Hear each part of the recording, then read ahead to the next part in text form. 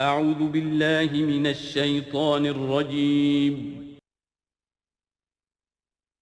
بسم الله الرحمن الرحيم.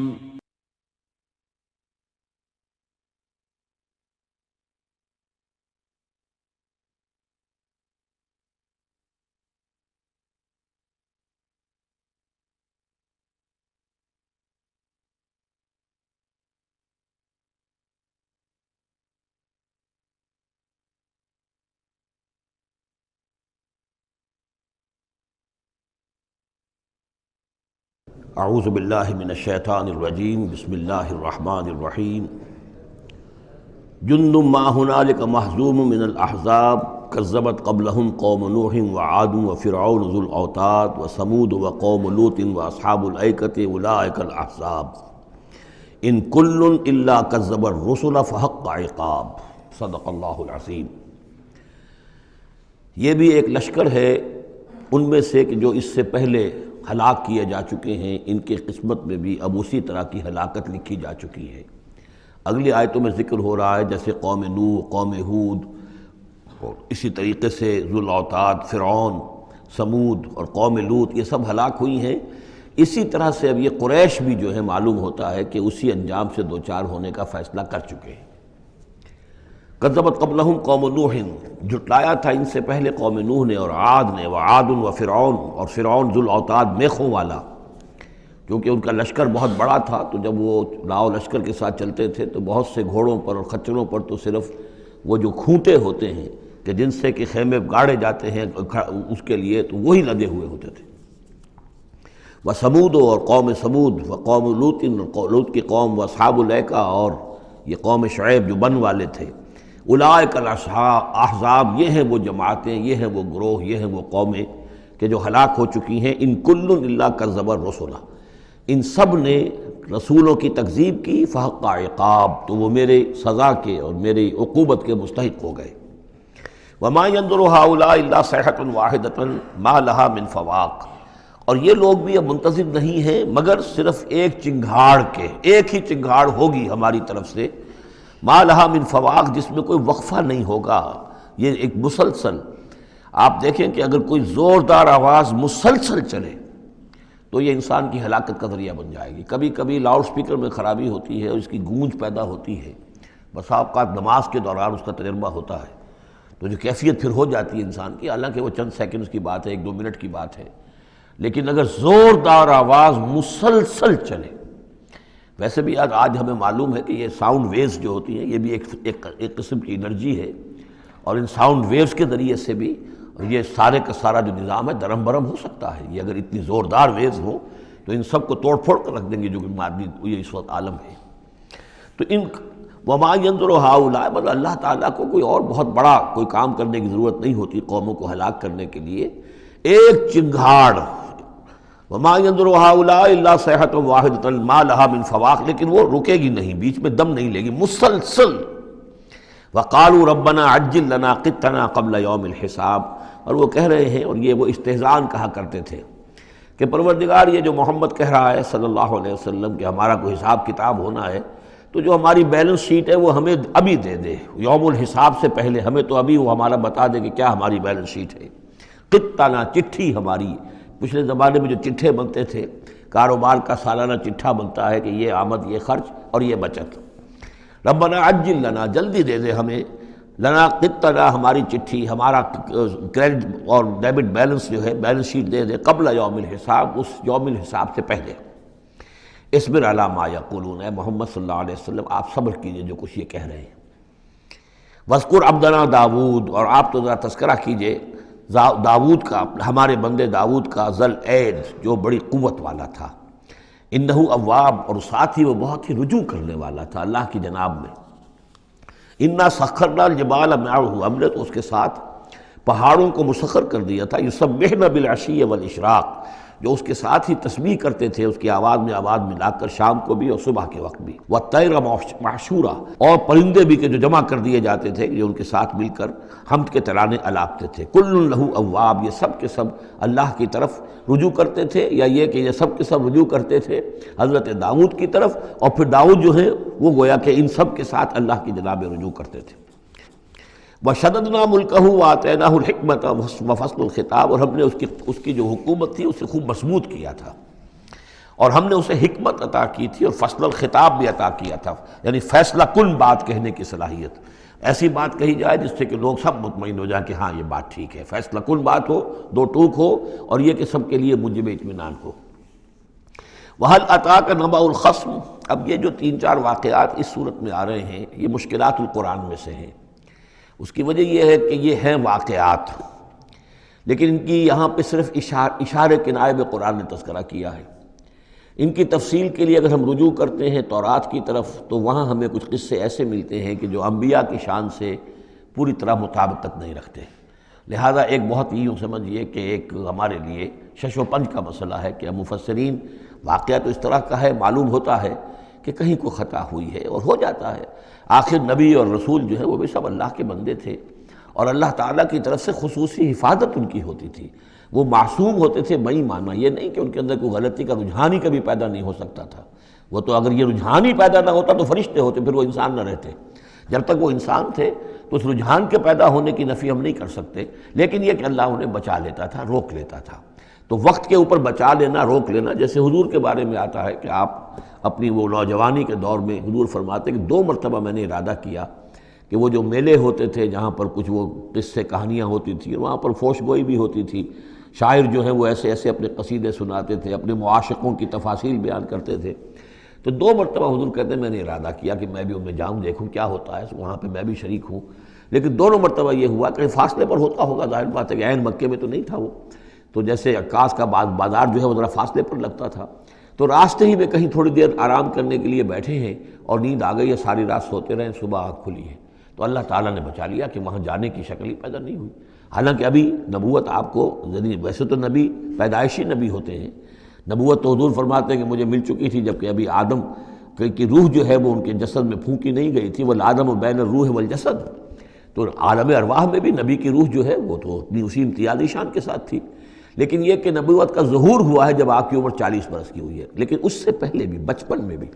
اور لڑکپن میں بھی اور اس کے بعد آگے جو ہے جوانی اور نوجوانی میں بھی اللہ پوری طرح حفاظت کرتا ہے، لیکن حفاظت کا مطلب یہی ہے کہ کوئی غلط بات کا ارادہ اگر پیدا ہو بھی جائے کسی وجہ سے تو اللہ تعالیٰ ایسے انتظامات کر دیتا ہے کہ اس کی تکمیل کی نوبت نہیں آتی۔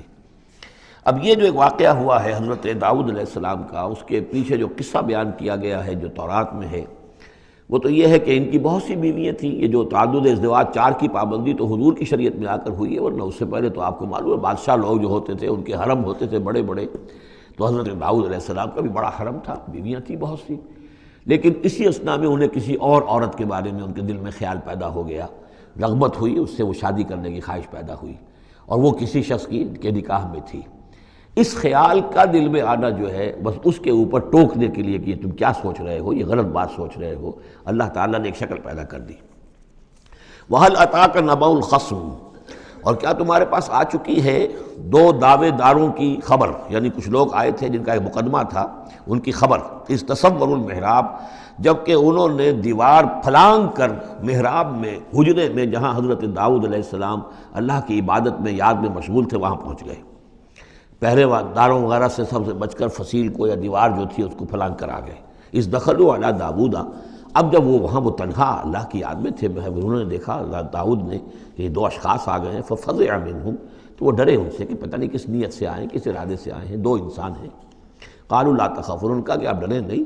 خصمان بغا بعضنا علی بعض، ہم 2 ہیں ایک دوسرے کے مقابلے کے فریق، خصم کہتے ہیں جو ایک دوسرے کے بالمقابل ہوں، مخالف، ہم 2 مخالف ہیں، بغا بعضنا علی بعض، ہم میں سے کسی نے دوسرے پر زیادتی کی ہے، فاحکم بیننا بالحق، تو ہمارے مابین حق کے ساتھ فیصلہ کیجئے، ولا تشتت، اور دیکھیے اسے ٹالیے نہیں، آپ کہیں کہ کل آنا پرسوں آنا، یہ نہیں، یہ معاملہ ہمارا بڑا ایمرجنسی والا ہے، فوری طور پر ہم چاہتے ہیں کہ آپ ہمیں بتائیں۔ وَاهْدِنَا إِلَىٰ سَوَاءِ الصِّرَاطِ، اور سواء الصِّرَاط، اور ہمیں پھر ہدایت دیجیے سیدھے راستے کی طرف کہ کیا کون سی شکل بہتر ہے، کون سا راستہ صحیح ہے۔ ان هذا اخی، اب یہ جو مدعی تھا وہ کہہ رہا ہے یہ میرا بھائی ہے، لہو 99 نعجۃ، اس کے پاس 99 دمبیاں ہیں، یعنی اس کا جو ہے بہت بڑا جو ہے ریوڑ ہے اس کے پاس، وَلِيَ نَعْجَةٌ وَاحِدَةٌ، میری ایک ہی دمبی ہے۔ اصل میں اس تورات کے واقعے کو اگر ہم سمجھیں تو اس کا مطلب یہ ہے کہ ایک شخص کے پاس 99 بیویاں ہیں، میرے پاس صرف ایک بیوی ہے۔ فقال اکفلنیہا، اب وہ کہہ رہا ہے کہ یہ بھی مجھے دے دے۔ وعزنی فی الخطاب، اور اس نے مجھے دبا لیا ہے، یعنی دباؤ ڈال رہا ہے مجھ پر، پریشرائز کر رہا ہے۔ جو گفتگو کرتا ہے تو بڑے زوردار انداز میں کرتا ہے۔ قال لقد ظلمک بسؤالک بسؤال ناجتک الی نعاجہ، حضرت داؤد نے فوراً کہا کہ یہ تو بڑی ظلم کی بات ہے، واقعتاً اس نے بہت ظلم کیا تمہارے اوپر کہ تمہاری دمبی جو ہے اب اس پر بھی اس کی نظر ہے، اور وہ اس کو چاہتا ہے تم سے لے لے اور اپنی دمبیوں میں اس کو بھی شامل کر لے ریوڑ میں۔ وَإِنَّ كَثِيرًا مِنَ الْخُلَطَاءِ لَيَبْغِي بَعْضُهُمْ عَلَى بَعْضٍ، اور یقیناً جن لوگوں کا معاملہ مشترک ہوتا ہے، قریبی رشتہ دار ہوتے ہیں، قرابت دار ہوتے ہیں، جس کو پنجابی میں شریکہ کہتے ہیں، یہ شریکے والوں میں ہوتا ہی ہے کہ ایک دوسرے پر کوئی زیادتی کر بیٹھتے ہیں۔ وَإِنَّ الْخُلَطَاءَ كَثِيرًا مِنَ الْخُلَطَاءِ لَيَبْغِي بَعْضُهُمْ عَلَى بَعْضٍ، کوئی ایک دوسرے پر زیادتی کر بیٹھتے ہیں۔ إِلَّا الَّذِينَ آمَنُوا وَعَمِلُوا الصَّالِحَاتِ، سوائے ان کے کہ جو صاحب ایمان ہوں اور نیک عمل والے ہوں۔ وَقَلِيلٌ مَا هُمْ، اور ایسے لوگ بہرحال کم ہوتے ہیں، زیادہ تعداد میں نہیں ہوتے۔ وَظَنَّ داؤد أَنَّمَا فَتَنَّاهُ، اس پر اچانک خیال آیا داؤد کو کہ یہ تو اصل میں سارا معاملہ جو ہے اللہ تعالیٰ نے مجھے آزمایا ہے، اللہ تعالیٰ نے در حقیقت مجھے متنبع کرنے کے لیے یہ ساری صورتحال جو پیدا فرمائی ہے۔ انہیں اپنے اس خیال کے اوپر پھر جو تنبع ہوا،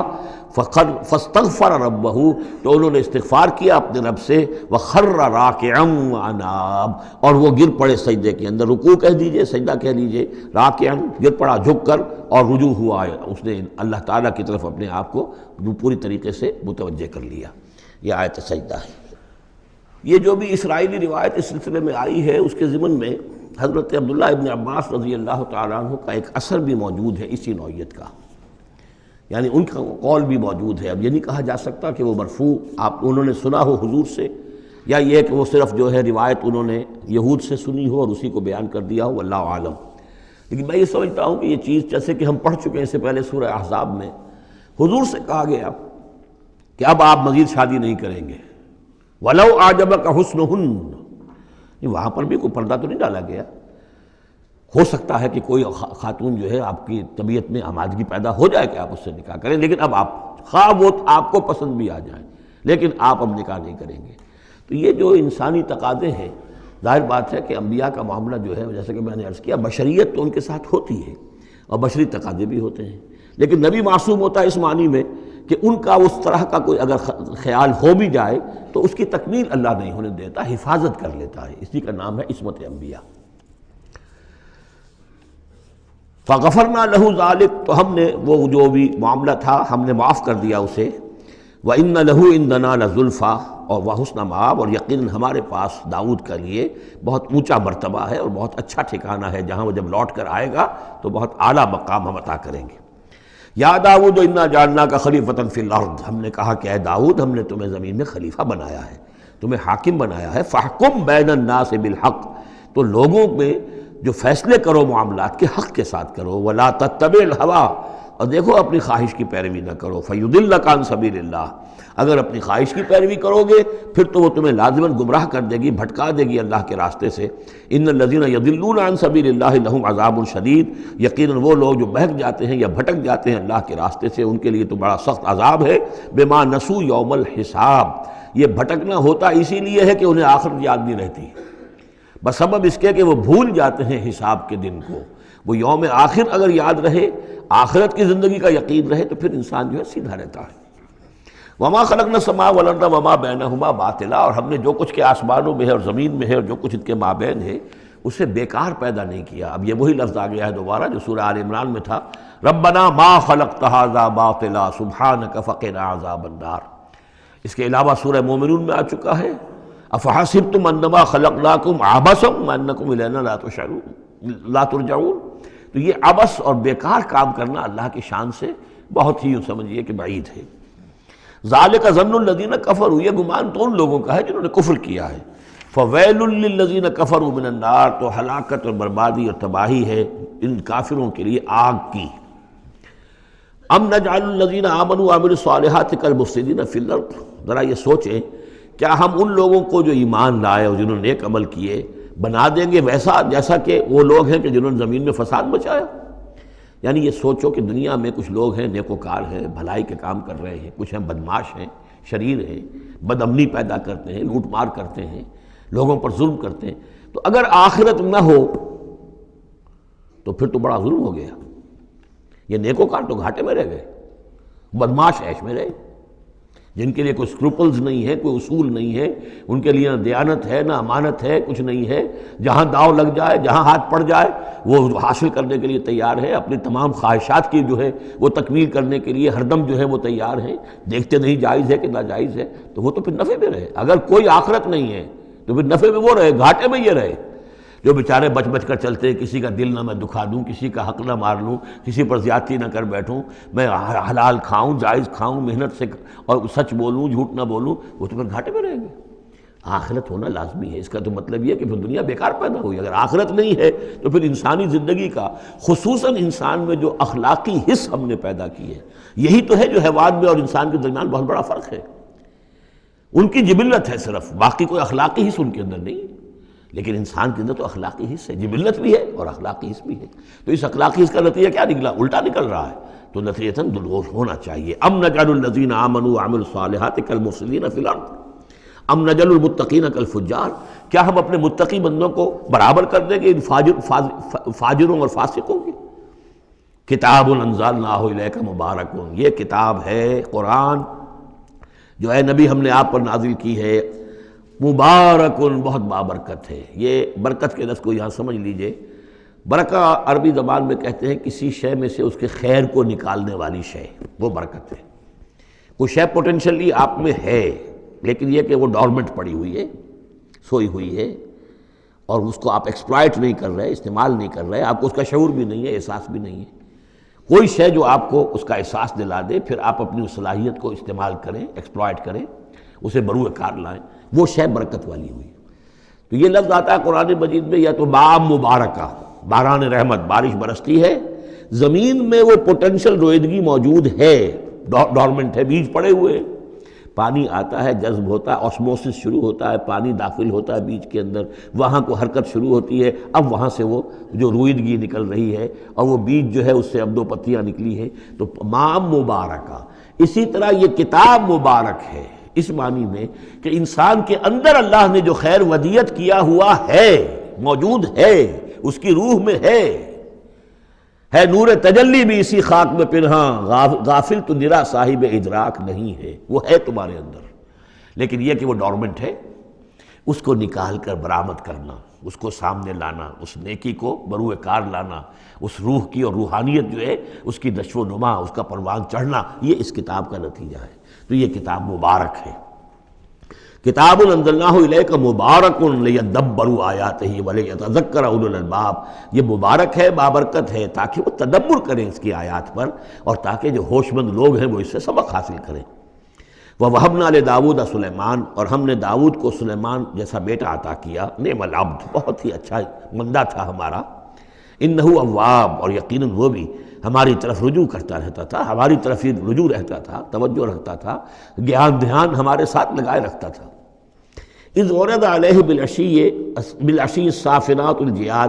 جب یہ کہ شام کے وقت ان کے سامنے پیش کیے گئے، یعنی جیسے انہوں نے پہلے ہم پڑھ چکے ہیں کہ انہوں نے اپنی فوجوں کی انسپیکشن کی تھی، تو وہ فوجیں کہ جو انسانوں کی بھی تھیں، جنوں کی بھی تھی، یوزعون، ان کی ریجیمنٹس بنائی گئی تھیں، بٹالینز بنائی گئی تھیں، اس میں پرندے بھی تھے۔ اسی طریقے سے اب یہ جو گھوڑے رکھے ہوئے تھے جہاد کے لیے، ظاہر بات ہے کہ گھوڑے، کیولری جو ہے وہ تو اس زمانے میں اصل شے تھی، تو اس کو انہوں نے جو شام کے وقت انسپیکشن پریڈ کوئی ہوئی گھوڑوں کی، تو وَإِذْ عُرِضَ عَلَيْهِ بِالْعَشِيِّ الصَّافِنَاتُ الْجِيَادُ، بہت ہی عمدہ، بہت اعلیٰ نسل والے، بہت عمدہ جو گھوڑے تھے، ان کو اس کے سامنے پیش کیے گئے، معائنہ کر رہے تھے حضرت سلیمان۔ فَقَالَ إِنِّي أَحْبَبْتُ حُبَّ الْخَيْرِ عَنْ ذِكْرِ رَبِّي، ہوا یہ کہ اس میں کچھ دیر ہو گئی، شام کا وقت تھا اور سورج جو ہے وہ غروب ہو گیا، عصر کی نماز ان کی قضا ہو گئی، جیسے کہ حضور کی عصر کی ایک نماز قضا ہوئی تھی غزوہ احزاب میں، اور اس پر حضور نے لعنت فرمائی تھی پھر کفار پر کہ ان کی وجہ سے ہماری آج عصر کی نماز، اور خاص طور پر جس کو صلاۃ الوسطیٰ عام طور پر چونکہ گمان ہے، وہ آج ہماری قضا ہو گئی، تو عصر کی نماز ان کی قضا ہو گئی۔ تو انہوں نے کہا کہ مجھے یہ جو حب الخیر، یہ خیر ہے نا، یہ گھوڑے جو ہیں یہ خیر ہے، دولت ہے، ایک آدمی کی بہت اچھی جو ہے پونجی ہے، اس کی محبت نے، انی احببت حب الخیر عن ذکر ربی، میں اس کی محبت میں اتنا مصروف ہو گیا، اتنا مشغول ہو گیا کہ اپنے رب کا ذکر جو ہے وہ بھول گیا، حتیٰ توارت بالحجاب، حتیٰ توارت الشمس بالحجاب، یہاں گویا کہ سورج کا لفظ محذوف ہے، یہاں تک کہ سورج جو ہے وہ تو چھپ گیا، اوٹ میں آ گیا۔ ردوہا علیہ، تو اس میں انہوں نے کہا کہ ذرا واپس لاؤ ان گھوڑوں کو۔ فطفق مسحا بالسوق والاعناق، تو اب وہ لگا تلوار مارنے ان کی گردنوں پر اور ان کے پیروں پر۔ اس کو سمجھنا چاہیے کہ غلبہ حال میں یہ کیفیت ہوئی۔ اس کی بھی تعویل کرنے کی بہت کوشش کی گئی کہ نہیں وہ تو پوچھنے کے لیے ان کی گردن گویا کہ اور ان کو چوم چاٹ رہے ہیں، تو انہوں نے جو ہاتھ چلائے تھے ان کی گردن اور جو ان کے پاؤں، جیسے کہ آدمی جب یعنی بہت ہی گھوڑا بہت اعلیٰ نسل کا ہو تو آپ ہاتھ پھیرتے ہیں اس کے اوپر، تو اس سے ایک اپنائیت کا احساس اس کے اندر بھی پیدا ہوتا ہے۔ تو یہ جو نہیں، یہ بات نہیں ہے، بات سیدھی وہی ہے کہ جو یعنی خام خواہ اس میں ضرورت نہیں ہے، جیسے کہ غلبہ حال کسی وقت ہو جاتا ہے، خام خواہ تعویل کی کیا ضرورت ہے۔ جیسے حضرت عمر کا معاملہ ہو گیا تھا کہ غزوہ احد میں تلوار پھینک کر بیٹھ گئے کہ اب جب محمد ہی قتل ہو گئے صلی اللہ علیہ وسلم تو اب اور کس کے لیے لڑنا ہے؟ حالانکہ لڑنا تو اللہ کے لیے تھا، محمد کے لیے تو نہیں لڑنا تھا، لیکن ایک جو طبیعت ہوتی ہے ایک وقت میں احساسات اور جذبات کا ایسا غلبہ ہو جاتا ہے۔ وہی غلبہ ان پر ہوا ہے حضور کے انتقال کے وقت، وہ بھی تلوار کھینچ کے بیٹھ گئے تھے کہ جو شخص کہے گا کہ محمد کا انتقال ہو گیا گردن اڑا دوں گا۔ وہ تو پھر حضرت ابو بکر آئے ہیں، انہوں نے پھر آ کے خطبہ دیا ہے، اور خطبے میں وہ آیت بھی پڑھی ہے وما محمد الا رسول قد خلت من قبلہ الرسل افإن مات أو قتل انقلبتم على أعقابكم، اور ساتھ ہی پھر انہوں نے یہ خطبہ دیا کہ من کان یعبد محمدا فإن محمدا قد مات ومن کان یعبد اللہ فإن اللہ حی لا يموت۔ کوئی شخص اگر محمد کو پوجتا تھا، محمد کی عبادت کرتا تھا تو وہ سن لے محمد کا انتقال ہو گیا، اور جو کوئی اللہ کو پوجتا تھا اور اللہ کی بندگی کرتا تھا اس کو جان لینا چاہیے اللہ پر کبھی موت واقع نہیں ہوگی، وہ زندہ رہنے والا ہے۔ تو یہ غلبہ حال کی ایک کیفیت ہے کہ اسی کیفیت میں کہ میری یہ نماز جو ہے یہ چھوٹ گئی ہے۔ بہرحال یہ دونوں میں نے آپ کے سامنے رکھ دیے ہیں۔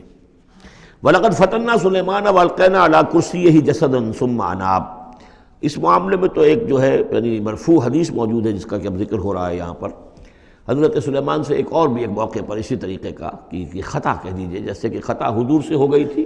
سورہ کہف میں ہم پڑھ چکے ہیں کہ جب سوال کیا گیا بتائیے کون ہیں اصحاب کہف، کون تھے، ان کا واقعہ کیا ہے، اور وہ ذوالقرنین کون، آپ کہتے ہیں ٹھیک ہے میں کل بتا دوں گا، اس لیے کہ روزانہ حضرت جبرائیل آتے تھے، میں پوچھ لوں گا اور مجھے جواب مل جائے گا، میں تمہیں دے دوں گا۔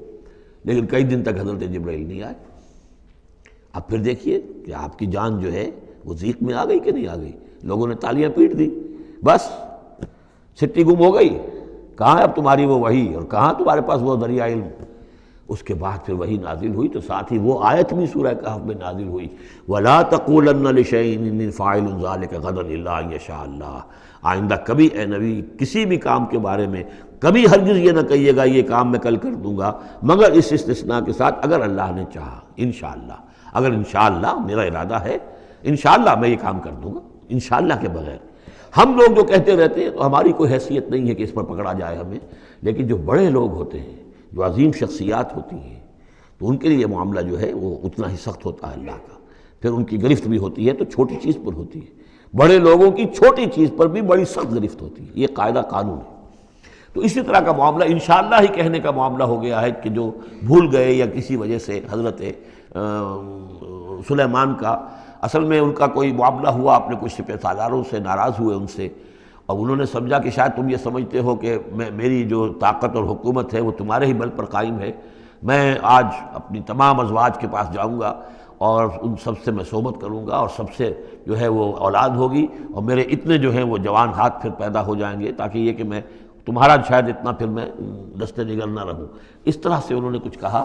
اور ساری اس ایک رات میں اپنی تمام بیویوں کے ساتھ انہوں نے صحبت کی، لیکن یہ کسی بیوی کو حمل نہیں ہوا، ایک کو ہوا تو اس کا بھی کوئی بچہ جو ہے ادھورا سا، وہ 7 ماسہ ہوگا 6 ماسہ ہوگا، وہ پیدا ہوا، دائی نے لا کر ان کے تخت پر رکھ دیا، اور شاید اس کا چرچا بھی ہو گیا تھا کہ انہوں نے یہ بات کہی تھی، تو اب پورے گویا کے درباریوں میں بھی اس کی شہرت تھی کہ دیکھیں اب کیا ہوتا ہے ان کے ساتھ، تو اس معاملے میں انہیں کچھ سبکی اٹھانی پڑی، وہ ہے وہ واقعہ جو یہاں بیان ہو رہا ہے۔ وَلَقَدْ فَتَنَّا سُلَيْمَانَ، اور اسی طرح ہم نے فتنے میں ڈالا تھا سلیمان کو، وَأَلْقَيْنَا عَلَىٰ كُرْسِيِّهِ جَسَدًا ثُمَّ أَنَابَ، اور ہم نے اس کے تخت پر ایک ایسا جسد لا کر لوتھڑا سا ڈال دیا تھا، وہ دائی نے لا کر ڈالا کہ یہ وہ آپ کی جو تھی قسم، اس کا یہ نتیجہ ہے اللہ کی طرف سے۔ لیکن یہ کہ بہرحال انہوں نے اس پر بھی توبہ کی، بلکہ یہاں تک روایت میں آتا ہے کہ فرشتے نے یاد بھی دلانے کی کوشش کی انہیں کہ انشاءاللہ کہیے، لیکن کیا اس وقت کیا کیفیت تھی ان کی جذباتی کہ انہوں نے وہ بات نہیں کہی، اور اس پر پھر اللہ تعالیٰ نے گویا کہ تنبیہ کرنا ضروری سمجھا۔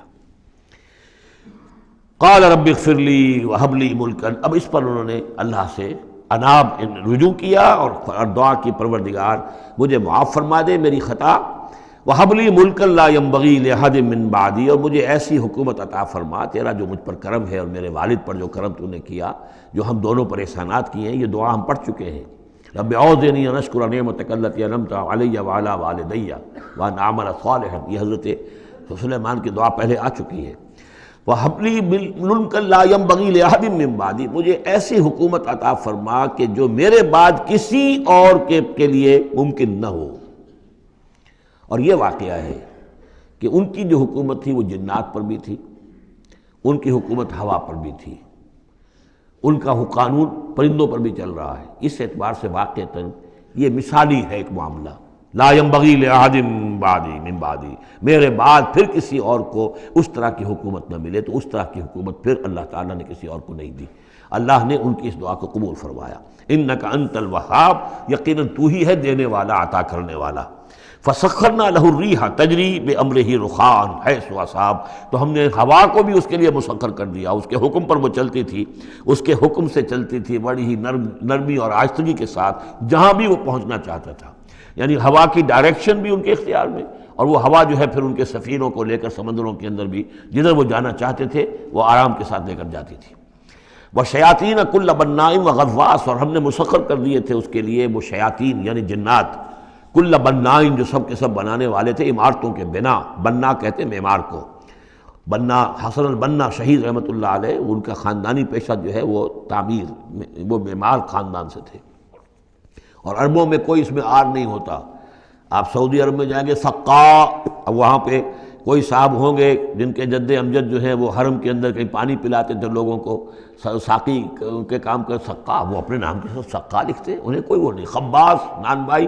خاندان چلا رہا ہے، خبازوں کا خاندان ہے، نان بائی ہے، تو کام کے اندر تو پیشے میں عیب نہیں رکھیے نہ فرحات کو نام، سیدھی سی بات ہے۔ تو وہ بنا، وہ ان کے لیے تھے معمار، وغواص، اور غوطہ خور، غوطہ کرنے والے، سمندروں میں غوطہ لگا کر اور وہاں سے موتی وغیرہ نکالنے والے، وآخرین مقررین فی الاسفاد، جو لوگ تو رہتے تھے، اور کچھ اور قوم ہوتی تھی کہ جو جکڑی ہوئی زنجیروں میں، یہ جنات کی طاقت جو ہے ایک نفری وہ ہوتی تھی جو رکھی رہتی تھی کہ جہاں ایمرجنسی میں ضرورت ہو تو پھر ان کو وہاں سے استعمال کیا جائے۔ ھذا عطاؤنا، اور ہم نے ان سے کہہ دیا تھا اے سلیمان یہ ہماری عطا ہے تمہارے لیے، فمنن او امسک، چاہو تو یہ تقسیم کرو لوگوں کے اندر، لوگوں پر احسان بھی کرو، اور چاہو تو اپنے پاس رکھو بغیر حساب۔ بہرحال ہم نے اس پر حساب کوئی نہیں رکھا، ہم تم سے اس پر کوئی حساب نہیں لیں گے۔ وَإِنَّ لَهُ عِندَنَا لَزُلْفَىٰ وَحُسْنَ مَآبٍ، اور یقیناً اس کے لیے ہمارے پاس بہت اونچا رتبہ بھی ہے اور بہت عمدہ ٹھکانہ بھی ہے، جب وہ لوٹ کر آئیں گے تو ان کو وہاں پر بہت عمدہ ٹھکانہ ملے گا۔ وَاذْكُرْ عَبْدَنَا أَيُّوبَ إِذْ نَادَىٰ رَبَّهُ أَنِّي مَسَّنِيَ الشَّيْطَانُ بِنُصْبٍ وَعَذَابٍ، اور ذرا یاد کیجئے، ذکر کیجئے حضرت ایوب کا علیہ السلام، ہمارا بندہ ایوب، جب اس نے پکارا اپنے رب کو، انی مسنی الشیطان بنصب وعذاب، کہ شیطان نے مجھے چھوت لگا دی ہے، بڑی تکلیف اور ایذا اور تکلیف، اور اس کی بیماری تھی، جلدی کوئی بیماری تھی جس کی وجہ سے سارا جسم جو ہے گل گیا تھا، اور اس درجے اس میں کوئی تعفن بھی تھا، کیڑے بھی پڑ گئے تھے کہ ان کی اہلیہ، بیوی، بچے ایک وقت تک تو انہوں نے خدمت کی جب تک کی، پھر بعد میں آ کر سب ہمت ہار کر ان کو چھوڑ کر چلے گئے تھے۔ تو گویا کہ اس قسم و پرسی کے عالم میں پھر انہوں نے یہ دعا کی، تو اللہ تعالیٰ نے فرمایا کہ ارکض برجلک، ذرا اپنا پاؤں مارو زمین پر، ھذا مغتسل، یہ اب تمہارے اس ایڑی کے جو زور سے جو چشمہ ہم نے نکال بہایا ہے، یہ تمہارے نہانے کے لیے ہے، بارد و شراب، ٹھنڈا ہے، اور پینے کے لیے بھی ہے۔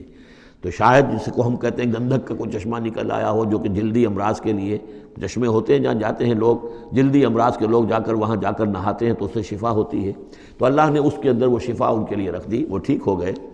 وَوَهَبْنَا لَهُ أَهْلَهُ وَمِثْلَهُم مَّعَهُمْ، اب پھر ان کی اولاد بھی اور ان کی اہل و عیال سب واپس بھی آ گئے، اور یہ کہ مزید بھی ہم نے انہیں اور اہل و عیال عطا کیے، مِثْلَهُم مَّعَهُمْ رحمتًا مِنَّا، یہ سب ہماری جانب سے رحمت کا مظہر تھا، وذکریٰ، اور یاد دہانی اور نصیحت، لِأُولِي الْأَلْبَاب، ہوش مند لوگوں کے لیے۔ وَخُذْ بِيَدِكَ رِزْقًا، کسی موقع پر اپنی بیوی سے ناراض ہو کر ان کہا تھا کہ میں تمہیں 100 کوڑے لگاؤں گا یا 100 تمہیں ماروں گا کمچیاں. تو غصے میں آ کر اب وہ قسم کھا لی اس کے اوپر. لیکن یہ کہ اب جب ٹھیک ہو گئے, بیوی بھی آ گئی, اب کیا کریں, وہ اس قسم توڑیں یا اس قسم کا کیا شکل کریں. تو اللہ نے اس کے لیے بھی انہیں ایک شکل بتا دی کہ سینکوں کا ایک تھبا لے لو, جیسے جھاڑواں ہوتی تھی پرانے زمانے میں, تو اس میں وہ 100 اگر سینکیں ہیں تو وہ لے لو. خذ بیدک ضغثاً, تم لے لو اپنے ہاتھ میں سینکوں کا ایک مٹھا, فضرب بہ, اور اس سے ایک ضرب لگا دو, ولا تحنث, اس سے یہ کہ تمہاری وہ قسم ٹوٹے گی نہیں, وہ 100 وہ جو ہے کمچیاں ایک ہی مرتبہ لگ جائیں گی. انا وجدناہ صابرا, ہم نے اسے اپنا صبر کرنے والا بندہ پایا. نعم العبد, کیا ہی عمدہ وہ اچھا بندہ تھا ہمارا. انہ اواب, یقیناً وہ بھی ہماری طرف رجوع کرنے والا انسان تھا. واذکر عبادنا ابراہیم و اسحاق و یعقوب اولی الایدی والابصار, اور تذکرہ فرمائیے ہمارے بندوں ابراہیم کا اور اسحاق کا اور یعقوب کا, وہ بھی تھے بڑے ہاتھوں والے, یعنی بڑے ان کے یعنی قوتوں والے, والابصار, اور آنکھوں والے, مشاہدہ بھی, غور و فکر بھی, ہاتھوں والے بھی, طاقت والے بھی. انا اخلصناہم بخالصۃ ذکر الدار, ہم نے ان سب کو خالص کر لیا تھا ایک خالص شے کے لیے. ایک خالص شے کون سی ہے؟ آخرت کے گھر کی یاد دہانی. یعنی وہ لوگوں کو ہمیشہ متوجہ کرتے رہتے تھے کہ اصل زندگی آخرت کی زندگی ہے. انا اخلصناہم بخالصۃ, ایک خالص شے کے لیے ہم نے انہیں خالص کر لیا تھا. یعنی ان کی زندگی میں اب ایک ہی, جیسا کہ میں نے بارہا عرض کیا ہے کہ جو اللہ کا بندہ اس مقام پر پہنچ جائے, پھر واقعہ یہ ہے کہ اسے دنیا کی دولت سے دلچسپی نہیں, دنیا کی کسی اور دوسری چیز کی طرف رغبت نہیں. اس کے وقت کا, اس کا ایک ایک منٹ, اس کی توانائی جو بھی اللہ نے اس کو دی ہے, اس کا خون کا ایک ایک قطرہ وقف ہو جاتا ہے پھر اس کام کے لیے کہ خلق خدا کو خدا کی طرف بلائے, اللہ کی طرف بلائے, اور انہیں بچائے آخرت کے انجام سے, برے انجام سے. اس کے سوا کیا ہو. جیسے ہمارے شیخ معین الدین اجمیری رحمۃ اللہ علیہ, وہ آئے تھے ہندوستان میں, اگر اس وقت آ کر بیٹھے ہیں اجمیر میں, جبکہ اجمیر ابھی جو ہے وہ کفر کا گڑھ تھا, راجپوتوں کا مرکزی مقام. اس لیے کہ شیخ علی حجویری جو لاہور میں ہیں, جن کو داتا گنج بخش کہتے ہیں, وہ تو اس وقت آئے ہیں لاہور میں جبکہ لاہور اسلامی حکومت میں شامل ہو چکا تھا. لیکن یہ کہ یہ معین الدین اجمیری, کیونکہ ابھی تک مسلمانوں کی حکومت وہاں تک نہیں پہنچی تھی, جو سمجھیے اجمیر جو ہے وہ تو راجپوتوں کا گڑھ, اور اس میں جو ہے وہاں جا کر بیٹھ کے اللہ کا بندہ اور دعوت دے رہا ہے. اور کاروبار تو کوئی کرنے نہیں آئے تھے وہ, بلکہ یہ کہ اللہ کی طرف بلانا. تو اس کے لیے ہم نے خالص کر لیا تھا. جو بھی اللہ کا بندہ اپنے آپ کو اس کے لیے خالص کر لے, وہ گویا کہ اللہ تعالیٰ کے مصطفین میں سے ہو جاتا ہے. وہ لفظ آگے آ رہا ہے, انا اخلصناہم بخالصۃ ذکر الدار وانہم اننا لمن المصطفین الاخیار, اور یقیناً وہ ہمارے ہاں, ہمارے نزدیک وہ بڑے چنے ہوئے لوگ ہیں, اچھے لوگوں میں سے, نیک لوگوں میں سے چنے ہوئے لوگ, چنیدہ لوگ.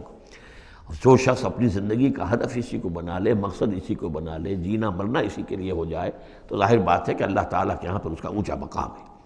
وَاذْكُرْ اسماعیل والیسع وذا کفل, اور ذکر کیجئے اسماعیل کا بھی اور یسع. اب ان کے بارے میں صحیح طور پہ ہم کچھ نہیں کہہ سکتے, یہ دو جو ہیں یسع اور ذوالکفل. ذوالکفل کے بارے میں تو میں عرض کر چکا ہوں کہ ایک گمان یہ ہے, اور مجھے اس سے اتفاق ہے کہ یہ گوتم بدھ کی طرف اشارہ ہے, وہ اللہ کے نبی تھے. ذوالکفل, پے یہاں فے سے بدل گیا ہے, کپل وستو کا شہزادہ. سدھارتھا گوتما بدھا, بدھا تو اصل میں اس کا لقب ہے جو بعد میں بن گیا ہے, سدھارتھ اس کا نام تھا, سدھارتھا گوتما بدھا. اور کپل وستو کی ریاست تھی, اس کا یہ شہزادہ تھا. وَكُلُّ مِنَ الْأَخْيَارِ, یہ سب کے سب بھی بڑے ہی عمدہ لوگوں میں سے تھے. ھذا ذکر, یہ ایک ذکر ہے, یہ ایک تذکرہ ہے. وَإِنَّ لِلْمُتَّقِينَ لَحُسْنَ مآب, اور یقیناً ان متقین کے لیے, تمام متقین کے لیے بہت ہی اچھی جگہ ہے لوٹنے کی, آنے کی, اچھا ٹھکانہ ہے. جنات عدن, وہ باغات کے جو رہنے والے ہوں گے, ریزیڈنشل ہوں گے, بسنے والے. مفتحۃ لہم الابواب, جن کے دروازے ان کے لیے کھلے رکھے گئے ہوں گے. یہ اس سے بھی آگے بھی آئے گا سورہ زمر میں بھی کہ جنتوں کا معاملہ یہ ہے کہ اس کے دروازے کھلے ہوں گے جنتیوں کے استقبال کے لیے. جیسے کہ مہمان کے لیے جب آپ کو اس کا استقبال کرنا ہو تو یہ تو نہیں کرتے دروازے بند کر کے بیٹھ جائیں کہ وہ آ کے دستک ہی دے گا تبھی کھولیں گے, اس کا تو انتظار ہو رہا ہوتا ہے, تو دروازے کھلے ہوتے ہیں. لیکن جہنم کے بارے میں یہ آتا ہے کہ جب مجرم پہنچ جائے گا, جیسے جیل کا دروازہ ہوتا ہے, جب وہاں پہنچ جائے گا پھر وہ دروازے کھولے جائیں گے. یہ مضمون جو ہے سائملٹینیس کنٹراسٹ کی شکل میں جو ہے وہ آئے گا سورہ زمر میں. ان کے لیے دروازے کھلے رکھے جائیں گے جنات عدن کے. متکئین فیہا یدعون فیہا بفاکہۃ, اور اس میں وہ ٹیک لگا کر بیٹھے ہوں گے اور وہ آرڈر دیں گے, یدعونا آرڈر دیں گے، مانگیں گے، طلب کریں گے اس میں بفاکہۃ میوے بھی، کثیرۃ کثرت سے، و شراب اور مشروبات بھی، عمدہ سے عمدہ مشروبات۔ وعندہم قاصرات الطرف اتراب، اور ان کے پاس ہوں گی ایسی ان کی بیویاں کہ جو نیچی نگاہ والی ہوں گی اور ہم عمر ہوں گی۔ ھذا ما توعدون لیوم الحساب، یہ ہے جس کا تم سے وعدہ کیا جا رہا ہے حساب کے دن۔ ان ھذا لرزقنا ما لہ من نفاد، اور یہ ہوگا ہمارا رزق، ہمارا عطا کردہ دی ہوئی چیزیں اب یہ کبھی ختم نہیں ہوں گی۔ یہ نہ سمجھنا کہ یہ نعمتیں ختم ہو جائیں گی، یہ باقی رہیں گی ہمیشہ ہمیش۔ ھذا وان للطاغین لشر مآب، یہ تو ہے اہل جنت کا معاملہ، لیکن جو سرکش تھے، جو باغی تھے ہمارے، ان کے لیے ہے برا لوٹنے کا مقام، بری جگہ، جہنم یصلونھا، جس میں وہ داخل ہوں گے، فبئس المہاد، اور وہ بہت ہی برا بچھونا ہوگا۔ ھذا فلیذوقوہ حمیم وغساق، اور کہہ دیا جائے گا یہ ہے اب وہ جس کا وعدہ تم سے کیا گیا تھا، فلیذوقوہ، اب وہ اس کو چکھیں۔ حمیم، جو کیا ہوگا وہاں، گرم پانی ہوگا، غساق، زخموں کا دھون، جو زخموں کو صاف کرتے ہیں جس پانی سے، پھر اس میں پیپ ہے یا کچھ اور چیزیں ہیں کہ جس سے انسان کی طبیعت ابا کرتی ہے۔ وآخر من شکلہ ازواج، اور اسی طرح کی اور چیزیں بھی جو بھی ان کو دی جائیں گی کھانے اور پینے کے لیے، وہ اسی طرح کی چیزیں ہوں گی، گھناؤنی اور بد ذائقہ۔ ھذا فوج مقتحم معکم، اب وہ جو جہنم میں جو لوگ پڑے ہوئے پہلے سے، جب ایک قوم آئی پھر دوسری آئی، جو نئی قوم آئے گی تو پہلے والے جو ہے وہ کہیں گے اب تو پہلے یہاں مصیبت میں ہیں، جگہ بھی یہاں نہیں ہے، تنگی ہے، حبس بھی ہے، یہ بھی ہے، اب یہ ایک اور چلی آ رہی ہے فوج۔ ھذا فوج مقتحم معکم، ایک اور فوج آ رہی ہے کہ جو تمہارے اوپر دھسی چلی آ رہی ہے۔ لا مرحبا بہم، ان کے لیے کوئی کشادگی نہ ہو، کوئی مرحبا نہیں ان کے لیے۔ مرحبا یہ ان کے کہنے کا ایک وہ تھا، گریٹنگ کا، مرحبا مرحبا، یعنی آئیے آئیے، آپ کے لیے کشادگی ہے، ہر جگہ آپ کے لیے یہاں سہولت ہے۔ وہ کہیں گے لا مرحبا بہم، اب یہ نئے آنے والوں کے لیے یہ جو نئی انسٹالمنٹ آ رہی ہے جہنمیوں کی، یہاں کوئی ان کے لیے جگہ نہیں۔ انہم صالوا النار، یہ ہیں گھسے آنے والے آگ میں۔ قالوا بل انتم، وہ آنے والے کہیں گے نہیں تم، لا مرحبا بکم، تمہارے لیے نہ ہو کوئی کشادگی، تمہارے لیے کوئی مرحبا نہ ہو۔ انتم قدمتموہ لنا فبئس القرار، یہ تو تم لوگ ہو جنہوں نے یہ سارا سامان ہمارے لیے فراہم کیا ہے، تم ہم سے پہلی نسل ہو، تم نے وہ سارے جو ہے غلط طور طریقے ایجاد کیے تھے، تم نے وہ عقائد جو ہے وہ ہمیں سکھائے تھے، ہم تو تمہارے کرتوتوں کی وجہ سے، تمہاری پیروی کرنے کی وجہ سے یہاں تمہارے اس جہنم میں آئے ہیں۔ بل انتم قدمتموہ لنا فبئس القرار، تو یہ بہت ہی بری جگہ ہے رہنے کی، ٹھہرنے کی۔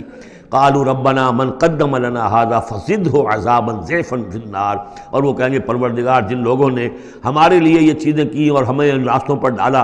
اور ان کو تو اور عذاب دے، اضافہ کر ان کے عذاب میں، ضعفا، دگنا عذاب آگ کا۔ وقالوا ما لنا لا نرى رجالا كنا نعدهم من الاشرار، وہ کہیں گے یہ کیا بات ہے، ہم یہاں آپ لوگوں کے ساتھ کچھ لوگ تھے جنہیں ہم سمجھتے تھے بڑے گھٹیا لوگ، ان کی کوئی حیثیت نہیں تھی، کمی کاری لوگ تھے،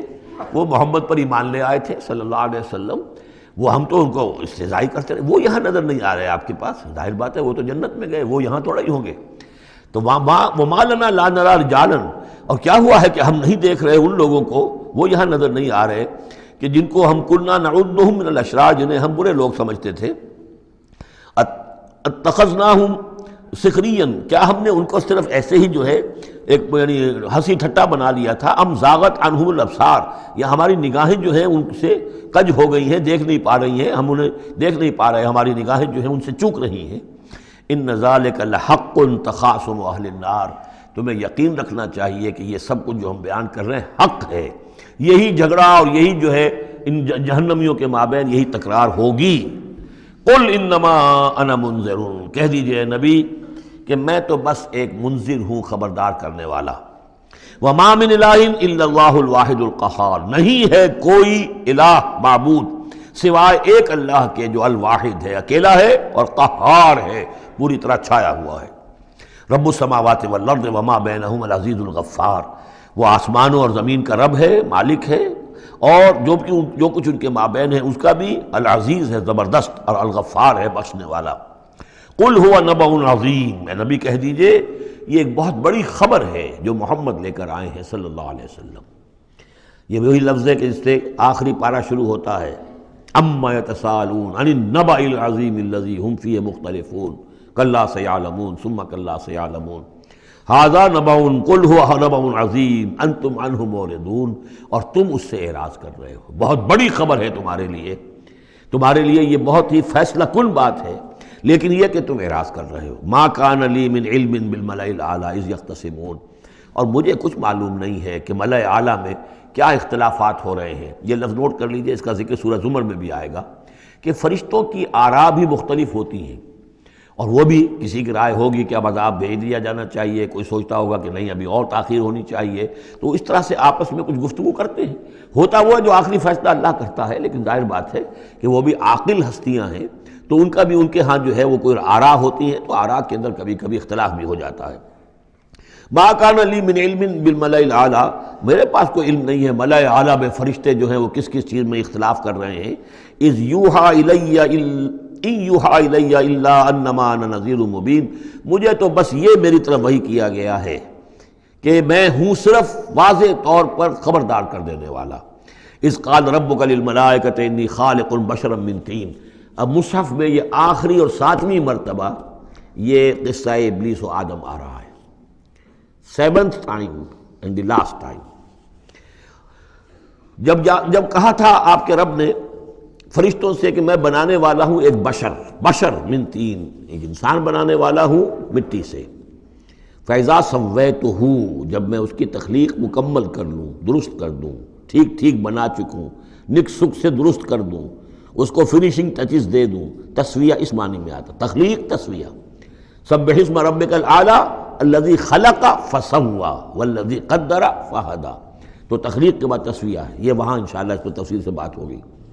فَإِذَا سَوَّيْتُهُ، جب میں اسے پورا بنا لوں، وَنَفَخْتُ فِيهِ مِن رُوحِی، اور اس میں اپنی روح میں سے پھونک دوں، فَقَعُوا لَهُ سَاجِدِینَ، تو گر پڑنا اس کے سامنے سجدے میں۔ اب یہ روح ہی کو ضرور نوٹ کیجئے، اور فَإِذَا سَوَّيْتُهُ وَنَفَخْتُ فِيهِ مِن رُوحِی فَقَعُوا لَهُ سَاجِدِینَ، تو گویا کہ مسجود ملائک ہونا آدم کا اس روح ربانی کی بنیاد پر ہے۔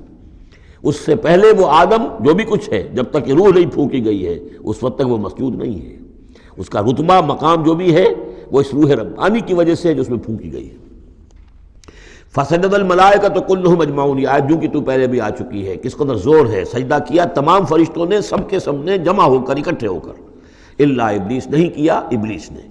استکبر وکان من الکافرین، اس نے استکبار کیا، گھمنڈ کیا، اور وہ کافروں میں سے ہو گیا یا کافروں میں سے تھا، پہلے ہی سے اس میں کفر تھا، چھپا ہوا تھا، تکبر تھا، چھپا ہوا تھا، اب وہ کفر اور تکبر جو وہ سامنے آ گیا، جیسے منافقین کا نفاق غزوہ احزاب کے موقع پر ان کی زبانوں پر آ گیا۔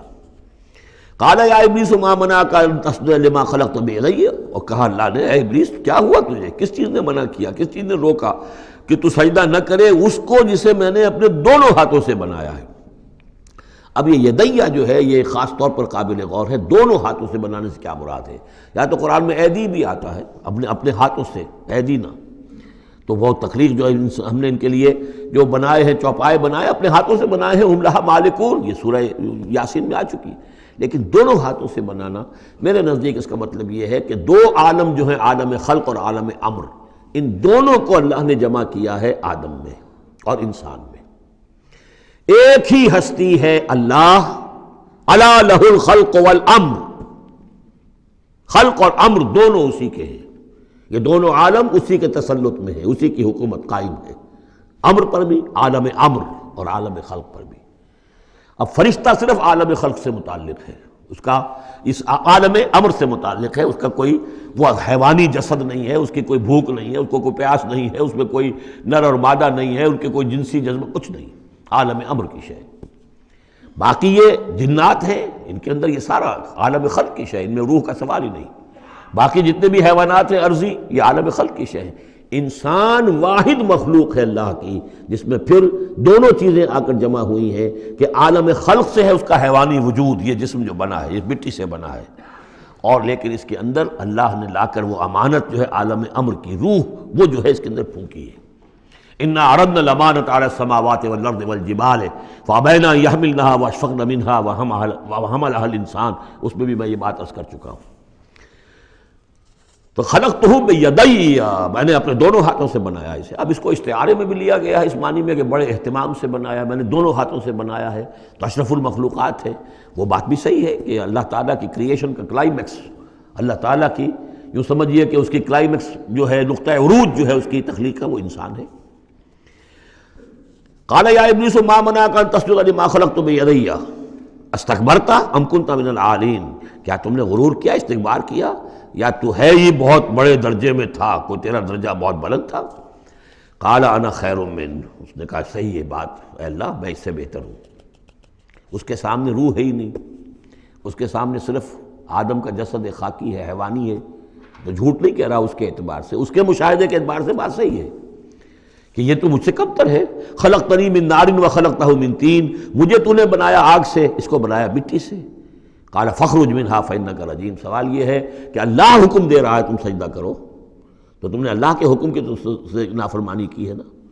فاخرج منہا، نکل جاؤ اب یہاں سے، فانک رجیم، تم مردود ہو گئے ہو، وان علیک لعنتی الی یوم الدین، اور اب تم پر آخرت کے دن تک، اگلے وہ جزا و سزا والے دن تک تم پر لعنت رہے گی، میری لعنت۔ قال رب فانظرنی الی یوم یبعثون، اس نے کہا کہ پروردگار پھر مجھے ذرا مہلت دے اس دن تک جب کہ یہ دوبارہ اٹھائے جائیں گے، آدم اور اس کی نسل پوری کی پوری۔ قال فانک من المنظرین، اللہ تعالیٰ نے اسی یعنی استحقار کے انداز میں ٹھیک ہے جاؤ، تمہیں یہ دی گئی مہلت جو تم نے مانگا ہے، گرانٹڈ۔ الی یوم الوقت المعلوم، اس وقت کے دن تک جو معلوم ہے، طے شدہ ہے، یوم یبعثون جب آنا ہے اس وقت تک کے لیے تمہیں مہلت دے دی گئی۔ قال فبعزتک لأغوینہم اجمعین، اب اس نے کہا جب تو نے مجھے مہلت دے دی ہے تو اے اللہ تیری عزت کی قسم، تیرے اقتدار اور اختیار کی قسم، میں ان سب کو گمراہ کر کے رہوں گا۔ الا عبادک منہم المخلصین، سوائے اس میں سے تیرے وہ بندے جنہیں تو خود اپنا بنا لے، مخلص، مخلص نہیں، مخلص۔ قال فالحق والحق اقول، اب حق ہے اور میں تو کہتا ہی حق ہوں، میری ہر بات حق ہوتی ہے۔ لَأَمْلَأَنَّ جَهَنَّمَ مِنْكَ وَمِمَّنْ تَبِعَكَ مِنْهُمْ أَجْمَعِينَ، تو میں بھی بھر دوں گا پھر جہنم کو تجھ سے، اور جو بھی ان میں سے تیری پیروی کریں گے ان سب سے جہنم کو بھر کر رہوں گا۔ قُلْ مَا أَسْأَلُكُمْ عَلَيْهِ مِنْ أَجْرٍ، اب یہ بات بتا کے اب حضور سے کہا جا رہا ہے نبی کہیے میں نے تم سے اس پر کوئی اجرت تو نہیں مانگی، میں تمہیں یہ خبریں سنا رہا ہوں، غیب کی وحی جو مجھے آ رہی ہے وہ سنا رہا ہوں، ازل کے جو واقعات ہیں جو اس وقت ہوئے تھے وہ باتیں بتا رہا ہوں، تو میں نے تو اس پر کوئی تم سے اجرت نہیں مانگی، تم سے کوئی انعام طلب نہیں کیا۔ قُلْ مَا أَسْأَلُكُمْ عَلَيْهِ مِنْ أَجْرٍ وَمَا أَنَا مِنَ الْمُتَكَلِّفِينَ، اور یہ بھی تم جانتے ہو، اچھی طرح جانتے ہو، قَدْ لَبِثْتُ فِيكُمْ عُمُرًا، میں تمہارے مابین ایک عمر گزار چکا، میں متکلف نہیں ہوں۔ متکلف کون ہے؟ تکلف کرنے والا۔ اب تکلف ہر اعتبار سے ہوتا ہے، ایک جیسے ہم جسے کہتے ہیں ایک شاعر ہوتا ہے فطری شاعر، اور ایک متشاعر ہوتا ہے۔ وہ شاعر اس فطری نہیں ہوتا، وہ بڑی محنت کرتا ہے، جوڑ توڑ کے کوئی سیکھتا ہے، عروض سیکھتا ہے، یہ سیکھتا ہے، کوئی الفاظ کا ذخیرہ جو ہے جوڑتا ہے، پھر وہ کچھ شعر کہتا ہے، وہ تکلف کے ساتھ شعر کہنا۔ ایک ہے جسے آپ کہتے ہیں آمد، اور ایک وہ ہے کہ آورد، بڑی محنت سے مشقت سے کوئی آپ نے کمپوز کیا ہے۔ تو میری زندگی میں تم نے تکلف کا کوئی شائبہ دیکھا ہی نہیں آج تک، سادہ زندگی، خاص طور پر یہ کہ کبھی میں نے شعر کہنے کی کوشش کی ہو، کبھی میں نے کوئی خود خطیب بننے کی کوشش کی ہو، اس کی کوئی مشق کی ہو۔ ما انا من المتکلفین، میں کوئی بنانے والا اور تکلف کرنے والا اور تصنع کرنے والا نہیں ہوں۔ ان ہوا الا ذکر للعالمین، نہیں ہے یہ مگر یاد دہانی اور نصیحت تمام جہان والوں کے لیے۔ وَلَا تَعْلَمُنَّ نَبَأَهُ بَعْدَ حِینٍ، اور اس کی جو خبر ہے، جو اس کا نتیجہ نکلنے والا ہے، جیسے سورۃ الطارق میں فرمایا انہ لقول فصل وما هو بالہزل، یہ فیصلہ کل بات بن کر آیا ہے قرآن۔ اب جو فیصلہ، جیسے کہ ہم سورہ بنی اسرائیل میں پڑھ چکے ہیں، وبالحق انزلناہ وبالحق نزل، ہم نے حق کے ساتھ نازل کیا اور حق کے ساتھ یہ نازل ہوا ہے۔ اب فیصلہ ہوگا، اسی کی ترازو میں قوموں کی تقدیریں تلیں گی اور فیصلے ہوں گے۔ جیسے کہ حدیث ہے حضرت عمر بن الخطاب سے رضی اللہ تعالی عنہ کہ حضور نے فرمایا ان اللہ یرفع بہذا الکتاب اقواما ویضع بہ آخرین، اللہ تعالیٰ اسی کتاب کی بدولت قوموں کو عروج پر پہنچائے گا اور اسی کو ترک کرنے کی وجہ سے قعر مذلت میں گرا دے گا۔ تو فرمایا وَلَا تَعْلَمُنَّ نَبَأَهُ بَعْدَ حِینٍ، کچھ دیر کے بعد اس کی اصل خبر ان کو پہنچ جائے گی کہ اس کا نتیجہ کیا نکلتا ہے۔ یہاں وہ 5 صورتیں ختم ہو گئی ہیں اس دوسرے، بلکہ جیسا کہ میں نے عرض کیا تھا کہ یہ جو گروپ ہے چوتھا، یہ 13 صورتیں مکیات ہیں اس کے اندر۔ ان میں 5 ہیں یہ سورہ یاسین بالکل وسط میں، ان 5 میں 2 ادھر ہیں، دونوں الحمدللہ سے شروع ہوئی ہیں، سورہ سبا، سورہ فاطر۔ دو ادھر ہیں سورہ صافات اور صاد، اس میں بھی صاد آیا ہے، صافات کے ساتھ اس کی مناسبت ہے۔ اس کے بعد 8 صورتیں وہ آ رہی ہیں کہ جن کو ہم سمجھیں گے اس جو اس وقت کا ترتیب ہے مصحف کی، کہ کورسپونڈنگ ترتیب جو ہے وہ ہے سورہ الفرقان سے لے کر اور سورہ سجدہ تک جو 8 صورتیں آئی تھیں، گویا کہ اسی طرح کی 8 صورتیں یہ آ رہی ہیں۔ ان میں بھی 7 وہ تھیں کہ جو حروف مقطعات سے شروع ہوئیں، 4 الف لام میم سے، 2 طاسین میم سے، 1 طاسین سے، البتہ ایک وہ تھی جو بغیر حروف مقطعات کے شروع ہوئی ہے، سورۃ الفرقان۔ یہاں بھی یہ ایک سورت جو شروع ہو رہی ہے سورہ زمر، یہ بغیر حروف مقطعات کے ہے، باقی 7 صورتیں جو ہے حامیم حامیم حامیم حامیم، ان میں سے ایک جو ہے وہ حامیم عین سین قاف، لیکن حامیم کا سلسلہ چلے گا۔ یہ 7 صورتیں در حقیقت ایک سیکونس میں ہیں، اور لیکن یہ بھی ہے معنوی طور پر یہ بھی اسی میں شامل ہے۔ اور ان میں سے اب یہ سمجھ لیجئے کہ جو پہلی 4 صورتیں ہیں ان کا مرکزی مضمون ہے توحید عملی۔ ایک ہے توحید عقیدے کی توحید، اللہ کو ایک ماننا اکیلا، لا ضد لہ ولا ند لہ ولا مثل لہ ولا مثال لہ ولا مثیل لہ، اس کے جیسا کوئی نہیں ہے، نہ صفات کے اعتبار سے نہ ذات میں، کوئی اس کا کفر نہیں ہے، لم یلد ولم یولد، یہ سب کیا ہے؟ یہ عقیدہ ہے۔ ایک ہے عمل کی توحید، توحید عملی، وہ کیا ہے؟ عمل کی توحید کیا ہے؟ توحید فی العالم عمل، اور جس کو کہ امام ابن تیمیہ رحمۃ اللہ علیہ نے ایک اور بڑی خوبصورت اصطلاح استعمال کی ہے، توحید فی الطلب، توحید فی العقیدہ اور توحید فی الطلب۔ وہ طلب جو ہم پڑھ چکے ہیں سورہ حج میں، ضعف الطالب والمطلوب، یہ طالب و مطلوب کا جو ریلیشن شپ ہے، ہر انسان کا کوئی نہ کوئی مطلوب ہے، کوئی آئیڈیل ہے، کوئی آدرش ہے، کسی کے لیے وہ جی رہا ہے، کسی مقصد کے لیے۔ ایک انسانوں کی عظیم اکثریت ہے جو حیوانی سطح پر زندگی گزار رہے ہیں، جن کا کوئی مقصد زندگی ہے ہی نہیں۔ انسٹنکٹس، جیسے کہ حیوانات ہیں، پیٹ میں بھوک لگی ہے وہ کھائے گا، ادھر ادھر منہ مارے گا، اسی طریقے سے اس کا جنسی جذبہ، اس کا ایک نظام ہے، اس کے تحت ہی ہوتا ہے۔ اس میں جنسی جذبہ اس طرح کا بھی نہیں ہے کہ بعض انسان جو ہے وہ سور بن جاتے ہیں جنسی اعتبار سے، وہ نہیں ہے، ان کا ایک نظام ہے، بس انسٹنکٹ کے تحت ہے چل رہا۔ تو جو لوگ صرف اسی پر کھانا پینا، بچے پیدا کرنا، ان کو پال دینا، اگر یہ کام کر رہے ہیں، کوئی ان کی زندگی میں مقصد ہے ہی نہیں، تو وہ نرے حیوان ہیں، انسان ہے ہی نہیں۔ اولئک کالانعام بل ھم اضل، وہ چوپایوں کے مانند ہیں بلکہ ان سے بھی گئے گزرے ہیں۔ انسان کہلانے کا مستحق کم سے کم وہ شخص ہے کہ جس نے زندگی میں کوئی نہ کوئی مقصد معین کیا ہو۔ کس لیے جینا ہے، کس لیے مرنا ہے، زندگی کاہے کے لیے؟ وہ مقصد تو کیا ہے؟ اصل میں تو کیا تھا؟ اپنے رب کو چاہو، اس سے محبت کرو، اس کو مطلوب بناؤ، تمہارا مطلوب صرف اللہ ہو، لا مطلوب الا اللہ، لا مقصود الا اللہ، لا محبوب الا اللہ۔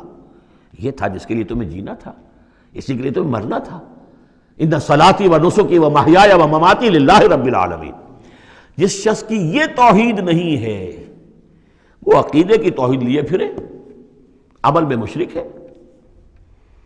شرک فی العمل، جس کا تذکرہ پہلے بھی ہو چکا ہے، لیکن ان صورتوں میں اب ایک بڑے سیکونس کے ساتھ آئے گی بات۔ ویسے وہ آیت ہم پڑھ چکے ہیں، ارأیت من اتخذ الہہ ہواہ افانت تکون علیہ وکیلا، اے نبی آپ نے اس شخص کو دیکھا جس نے اپنی خواہش نفس کو اپنا معبود بنا لیا، تو کیا آپ ایسے شخص کی ذمہ داری لیں گے؟ وہ کہتا تو ہے اپنے آپ کو میں موحد ہوں، اپنی خواہشات نفس، اپنے نفس کے کسی مطالبے کو پورا کر رہا ہے۔ یہ دیکھے بغیر کہ اللہ نے اس کو حلال کیا یا حرام کیا ہے، تو اس کا معبود تو اس کا نفس ہے، اللہ کہاں ہے؟ ہاں اللہ کے لیے بھی جا کے نماز پڑھ لیتا ہے، لیکن دوسری طرف وہ نفس کو اپنا معبود بنا کے شرک کر رہا ہے، کہتا ہے لا الہ الا اللہ، تعویذ کو وہ اس کے جو ہے باقاعدہ تسبیح کر رہا ہے، ضربے لگا رہا ہے، جبکہ اس کا معبود اس کا نفس ہے۔ اسی طریقے سے حدیث میں آیا تعیس عبد الدینار و عبد الدرہم، ہلاک ہو جائے یا ہلاک ہو گیا درہم و دینار کا بندہ۔ نام عبد الرحمن ہے، حقیقت میں عبد الدینار ہے، اس لیے کہ دینار کے لیے حلال اور حرام کی ساری اس نے تقسیم ختم کر دی ہے۔ ڈالر آئے، پیٹرو ڈالر آئے، کچھ اور آئے، دولت آئے، چاہے حلال سے آئے، حرام سے آئے، جائز سے آئے، ناجائز سے آئے، یہ تو پھر معبود کون ہوا؟ دولت۔ ہندو میں اور آپ میں فرق کیا ہے؟ ہندو نے دولت کی دیوی بھی بنا کر ایک رکھ لی ہے، وہ لکشمی بائی ہے ان کی، اس کو پوجتے ہیں، ڈنڈوت کرتے ہیں، اس کی کرپا ہو جائے گی تو دولت ہو جائے گی۔ ہم نے کہا ہٹاؤ اس تکلف کو، اس لکشمی بائی کو ہٹاؤ، سیدھے دولت کو پوجو، تو دولت کے پجاری تو ہم ہیں۔ یہ جو توحید ہے، توحید عملی، اس کا جو پہلا نقطہ ہے اللہ کی بندگی کی توحید، توحید فی العبادت، بندگی صرف اللہ کی ہو، یعنی کل کی کل اطاعت اس کے لیے ہو، باقی اطاعت اس کی اطاعت کے تابع ہو۔ باپ کا حکم مانو، ہاں، جو شریعت کے خلاف نہ ہو مانو، ماں کا مانو، استاد کا مانو، حاکم کا مانو، جو حکم اللہ کے حکم کے منافی نہ ہو۔ لا طاعت لمخلوق فی معصیت الخالق، مخلوق میں سے کسی کی اطاعت نہیں ہوگی جس سے کہ خالق کی معصیت لازم آ رہی ہو۔ اگر یہ نہیں ہے اور مخلوق میں سے کسی کی بھی اطاعت آپ نے قبول کر لی ہے جس میں کہ خالق کی معصیت آ رہی ہے تو یہ شرک ہے، چاہے وہ مخلوق آپ کا اپنا نفس ہو، چاہے وہ کوئی حکام ہو، چاہے وہ کوئی اور ادارہ ہو، کوئی بھی ہو، وہ سب طاغوت ہیں۔ تو پہلی یہ سورہ زمر ہے، اس میں آپ دیکھیں گے کس تکرار کے ساتھ بات آ رہی ہے، اللہ کی بندگی، لیکن اس کے لیے اپنی اطاعت کو خالص کرتے ہوئے بندگی۔ چند آیتیں اس کی ہم پڑھ لیتے ہیں، ویسے یہ کہ وقت بہت کم ہے۔ بسم اللہ الرحمن الرحیم، تنزیل الکتاب من اللہ العزیز الحکیم۔ اگلی صورت شروع ہوگی تنزیل الکتاب من اللہ العزیز العلیم، صرف اتنا فرق ہوگا، یہ دونوں صورتیں جوڑے کی ہیں، آپس میں جوڑا ہے، حکیم اور علیم کا فرق ہے صرف، تنزیل الکتاب من اللہ العزیز الحکیم، تنزیل الکتاب من اللہ العزیز العلیم۔ اور یہاں حامیم نہیں ہے، وہاں سے حامیم شروع ہو جائے گا، جیسے سورۃ الفرقان بغیر حروف مقطعات کے ہے، باقی ساتوں صورتیں جو تھیں وہ ہم گن چکے ہیں وہ حروف مقطعات سے۔ اس کتاب کا اتارا جانا ہے اس اللہ کی طرف سے جو العزیز ہے، زبردست ہے، اور الحکیم ہے، کمال حکمت والا۔ انا انزلنا الیک الکتاب بالحق، اے محمد ہم نے آپ پر یہ کتاب اتاری ہے حق کے ساتھ۔ فاعبد اللہ مخلصا لہ الدین، بس بندگی کرو اللہ کی، اس کے لیے اپنی اطاعت کو خالص کرتے ہو۔ بندگی ہو رہی ہے، نمازیں پڑھی جا رہی ہیں، عمرے ہو رہے ہیں، حج ہو رہے ہیں، یہ ہو رہا ہے، وہ ہو رہا ہے، اور طاغوت کی اطاعت بھی ہو رہی ہے، حرام خوری بھی ہو رہی ہے، جو کچھ سارا کچھ چل رہا ہے ہماری زندگیوں کے اندر، سودی لین دین بھی ہو رہا ہے، وہ سب کیا ہے؟ یہ تو خالص بندگی تو نہ ہوئی اللہ کی، یہ تو بڑی پالیوٹڈ ہے، اس کے اندر تو بڑی بڑی گندگیاں شامل ہیں۔ فاعبد اللہ مخلصا لہ الدین، اس کے لیے اپنی اطاعت کو خالص کرتے ہو۔ الا للہ الدین الخالص، آگاہ ہو جاؤ، اللہ کے ہاں قبول ہے صرف وہ اطاعت جو خالص ہو۔ کچھ آدھی اللہ کی آدھی کسی اور کی، دفع کرو، وہ آدھی یہ بھی اسی کو دے دو۔ اللہ بہت غیور ہے، وہ قبول نہیں کرتا۔ میرا بننا ہے تو پورے میرے بنو، یا ایھا الذین آمنوا ادخلوا فی السلم کافہ، اسلام میں داخل ہونا پورے کے پورے آنا پڑے گا۔ اور اگر تم نے یہ کیا، افتؤمنون ببعض الکتاب وتکفرون ببعض، ہماری کتاب کے ایک حصوں کو مانا، ہماری شریعت کے بعض احکام کو مانا اور بعض کو ٹھکرا دیا، پاؤں تلے رون دیا۔ فما جزاء من يفعل ذلك منكم الا خزي في الحیاۃ الدنیا ویوم القیامۃ یردون الی اشد العذاب۔ تو جو لوگ یہ طرز عمل اختیار کریں گے ان کی سزا اس کے سوا کچھ نہیں کہ دنیا کی زندگی میں ذلیل و خوار کر دیے جائیں اور قیامت کے دن شدید ترین عذاب میں جھونک دیے جائیں۔ تو دنیا کی رسوائی تو ہمارے سامنے، ہمارے ماتھے پر لکھی ہوئی ہے۔ 150 کروڑ یا 130 کروڑ دنیا میں ہوتے ہوئے عزت نام کی کوئی شے ہمارے پاس نہیں۔ جو بھی بین الاقوامی معاملات ہیں ان میں کوئی ہم سے کوئی رائے لیتا ہی نہیں۔ الا للہ الدین الخالص، آگاہ ہو جاؤ کہ اللہ کے ہاں مقبول اگر ہوگا تو دین خالص۔ والذین اتخذوا من دونہ اولیاء، اور وہ لوگ جنہوں نے اللہ کے سوا کچھ اور کو اولیاء بنایا ہوا ہے، ما نعبدہم الا لیقربونا الی اللہ زلفیٰ، اور کہتے ہیں ہم نہیں ان کو نہیں پوجتے، ہم تو اصل میں اللہ ہی کو پوجتے ہیں، ان کو صرف اس لیے پوجتے ہیں کہ یہ ہمیں اللہ سے قریب کر دیں گے، یہ ہمارے یہ وسیلے ہیں، ان کے ذریعے سے ہم اللہ کے قریب ہو جائیں گے، اس لیے پوجتے ہیں۔ ان اللہ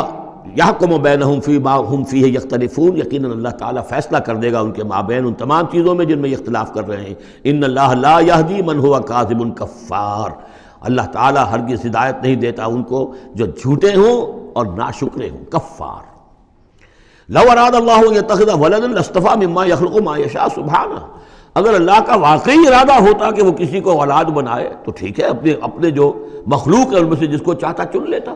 لیکن اس کے ہاں اولاد کا تو تصور نہیں ہے، اس کی اولاد کوئی ہے ہی نہیں، ایک خالق ہے، باقی سب مخلوق ہیں۔ تو فرشتے بھی مخلوق ہیں، تو اللہ کو ضرورت کیا پڑی ہے کسی کو اپنا بیٹا بنانے کی یا بیٹی بنانے کی؟ سبحانہ، وہ پاک ہے، هو اللہ الواحد القہار، وہ تو اللہ ہے، اکیلا ہے، قہار ہے، اور خود چھایا ہوا ہے کل کائنات کے اوپر، کل تخلیق، کل مخلوقات کے اوپر اس کی حکومت قائم ہے۔ بارک اللہ لی ولکم فی القرآن العظیم ونفعنی وإیاکم بالآیات والذکر الحکیم۔